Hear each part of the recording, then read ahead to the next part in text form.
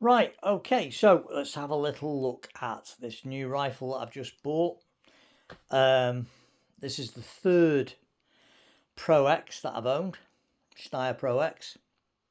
And this is one of only 3 air rifles I've ever owned that I deeply regretted ever selling.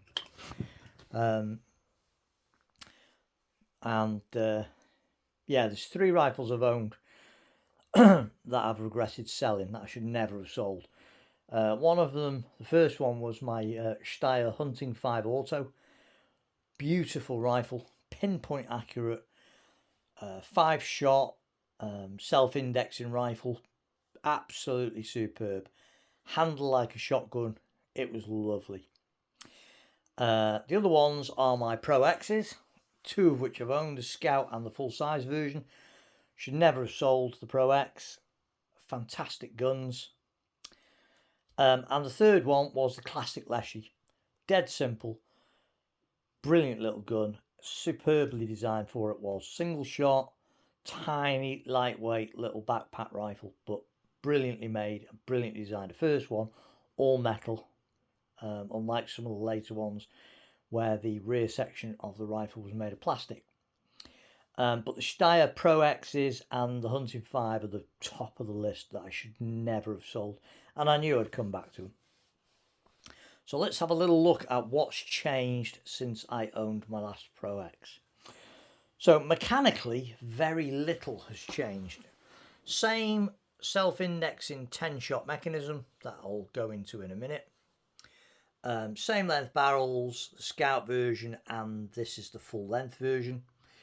The only thing that's really changed as regards the mechanism on these rifles and whatnot is that you can now get the Scout, which is the really short barrel, short cylinder version, and you can now buy that with an added accessory, which is a shroud that fits over the barrel to quieten things down.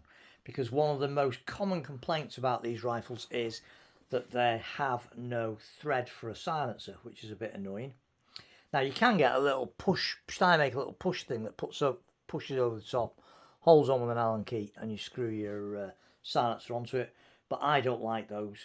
The ones that I had, they were always a little bit iffy. In fact, on the 2.2 caliber Scout that I had to use a 3.0 cal moderator to give sufficient clearance because it was never perfectly aligned with the barrel, unfortunately, because of that slide over thing. So if you buy a Scout, you can get it with a shroud on now, and apparently it does work in cutting down the noise a little bit. So that really is about the only mechanical difference between this and the very first versions of this rifle that came out. The main difference on this one, obviously, is the stock. Now, the first ones that I had, when it first came to this country, they were selling them with a walnut stock. And one of the most common complaints was that for such an expensive gun that had a walnut stock, the walnut stocks were very bland. My Hunting 5 had a reasonably figured stock. In fact, it was quite nice, that one. But my 2 Pro X's were very, very bland. The walnut was top quality. The finish and fit and everything on it was absolutely superb. But the graining of it was incredibly bland. I've seen beach stocks with better graining.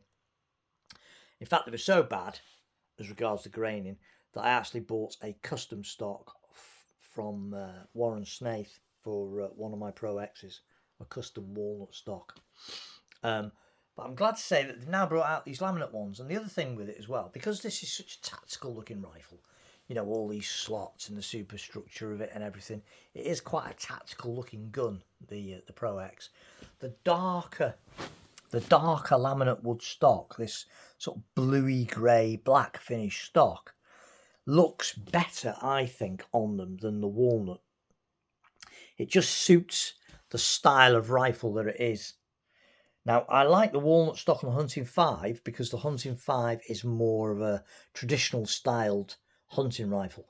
But on these Pro X's, they're quite tactical looking. And I think this darker stock suits them better. So big fan of the stock, really, really like it. Again, beautifully finished, just like the walnut ones. but it just looks a bit better, a bit more interesting. The one thing I have noticed though is that for some reason, instead of the adjustable butt pad that you get on the walnut stocks, on this you just get a fixed rubber butt pad, which is somewhat odd, but there you go. But unlike a lot of rifles, the laminate version and the walnut version are the same price, or they were when I bought this anyway, so you're not paying any extra for the laminate. So whether they've saved a little bit of money by putting just the standard butt pad on instead of the adjustable one, I don't know. So for those unfamiliar with the Pro X, this is a, I suppose you could call it a semi-automatic version, but it's not actually. It's a self-indexing rifle. So you cock it once via the cocking arm here, load your magazine in, and then you don't have to cock it again. You've just got 10 shots just by pulling the trigger as fast as you can or as slow as you can. There's no need to cock it. So you cock it once and you've got your 10 shots are all on tap. Shoot directly from these rather nice, incredibly lightweight and beautifully machined magazines. So basically you push your pellets in, seat them in here all the way around. That slot there, this raised piece here, aligns with this groove here. So you slide it in and then you turn it round against the spring tension till it stops and the magazine is ready to go. Now the other thing with these is that since I've had these, there are now several people that make pellet seating devices. So it's like a little thing that just pushes in and it seats the pellets neatly into the magazine, because you do have to make sure that the pellets are flush on both sides. You don't want any protruding heads on this side or protruding skirts on this side, as it impedes the action of the self-indexing mechanism. So people are making now, and they're relatively cheap. I've just actually bought one off the internet. It's about 14 quid, and it's a little box that holds 2 mags and has this little pellet seating device that just gives your pellets a little nudge inside to make sure they're seated properly. Simple and works well. You only get 1 mag, and the price of these is frankly astronomical really, but they are beautifully made. They are quite expensive though. They're about 80 quid. Which is quite a lot of money really for a magazine.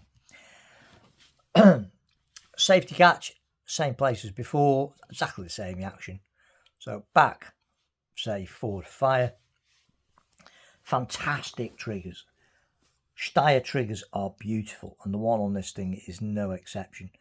Absolutely stunning. Nice wide blade. You can adjust it, you can move it forward, back, you can twist it. It's a lovely blade, nice and broad. Very light, really great first stage and a really crisp set off. Even though it's a rod action one, it is a superb trigger. Superb trigger. Got to be said. Fantastic. Fit on finish of these is second to none. The engineering is amazing. The barrels are phosphor coated and just incredible. They really are. Incredible barrels. They're so accurate. Now this is the normal Scout, so this the normal Pro X, so this has got the full length cylinder and the longer barrel.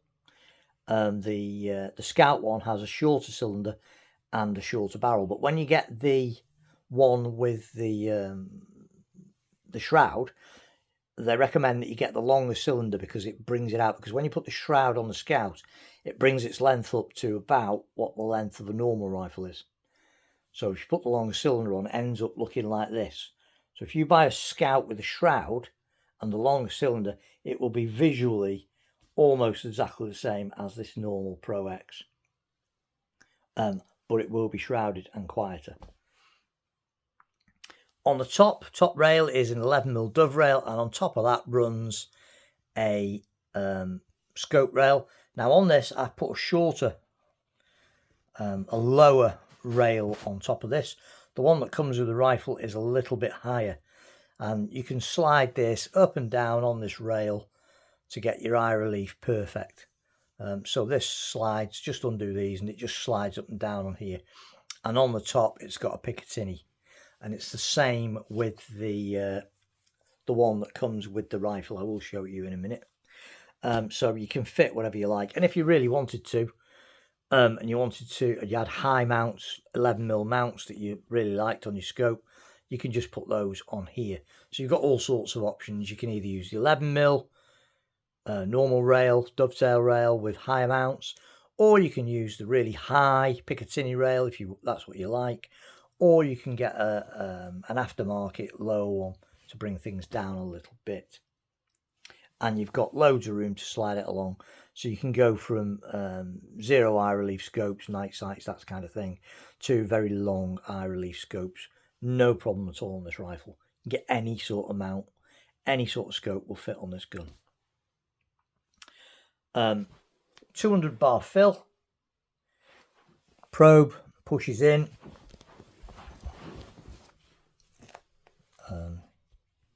probe here. It's got a little Delrin blanking plate that shoves in, so you just push your probe in, pump it up, and away you go. Plastic cheek piece on the back, or ABS, some kind of ABS plastic, whatever it is. And the mechanism here, so you just, like I say, you just pop that up, magazine in, pre-tensioned spring, close that, and away you go. When you fired your shots and you want your mag out, recock that again and it'll pop up and you can just pull it out. If you've got halfway through shooting your pellets and you want to take the mag out, which is the safest way of doing it with these rifles, there's a little button here, little lever, you just push that up and the magazine will come out. It's best when you use that, if you've still got pellets in the mag, because it'll still be spring tensioned, it's actually best to put your finger on top of that, press that, and then gently let the spring tension out, rather than letting the mag just go whirring round on spring tension. Everything about these guns is precision. They're supremely accurate, supremely well made, and enormous fun to shoot. Though you will go through an absolute massive amount of pellets. Blasting off 10 shots is so quick that you will end up going through loads and loads of pellets. Doesn't come with a Picatinny, so I've screwed a Picatinny onto the front so I can mount the bipod on it. Doesn't come with that, so that's non-standard. That little Picatinny rail there that I've put on is non-standard. But yeah, what a fantastic rifle these things are. So I will have this down the range probably, well, definitely this weekend. Zero it in and go down and have some fun shooting this. So keep your eye out for that, because these things are an absolute blast. Comes with a really, really good quality hard case. And I mean, these are really good quality. I mean, like top-notch hard cases. Proper lined. You get a little test card for your rifle. That is shot over 25 meters, so about 30 yards, and it tells you what pellets they've used. 8.44 grain. So you get your little test card to show you what has been shot. You get a little toolkit with an Allen key, a screwdriver, and a bleed valve to take the pressure out of the cylinder, because you can unscrew the cylinder and it holds its air. And like I say, these cases are fantastic, and best of all, you can actually get a scope on your rifle and use the case. So there it is. So I'll run off some details for you. Right, some technical specs. So you can get it in 177 and 22. Overall height is 200mm. Overall length for the normal Pro X, which is this one, is 760mm, and it's 630mm for the Scout version. The weight is 3 3,500 grams for the Pro X and 3,200 grams for the Scout. The barrel length on this one is 650 mils and it is 520 mils on the Pro X Scout. Maximum fill pressure is 200 bar. That's about it really. It's quite a good instruction book actually. Really does cover everything you need to know about the rifle. But yeah, what a fantastic bit of kit. Like I said, this is the third one of these I've had. I've had the Scout and I've had the full length version in walnut, and then I've got this full length version in this rather beautiful blacky blue grey laminate stock, which I think makes it look fantastic. But it's the way these things shoot more than the way they look. The way these shoot is enormous fun. They're exceptionally accurate and such fun to shoot. I mean, like, if you've never shot one, try and find someone who's got one and ask them for a go. It's great fun. I guarantee you will end up smiling. It is a fun gun and accurate and beautifully balanced and easy to carry. Short, compact, lovely. The only real downside to one of these is the price. They are enormously expensive, which is a big downer, and they hold their value very well. They really do, because they're such a reliable gun, and they're so well made. They have very, very few. In fact, I don't think I've heard of anyone that's really had a mechanical problem with them. So they, you know, as a second-hand buy, they're pretty bomb-proof, really. So they do hold their value very, very well. But they are expensive rifles, really expensive rifles. But boy, are they just utterly superb. So what I've done, I now own, apart from a couple of vintage air rifles that I've had a while, my favourite vintage air rifles I've had for a while, I now own this and the Vixen, and that's it. Because I've gone for quality rather than just having a huge collection of air rifles.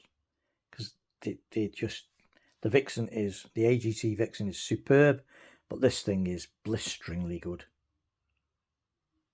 Absolutely love these things.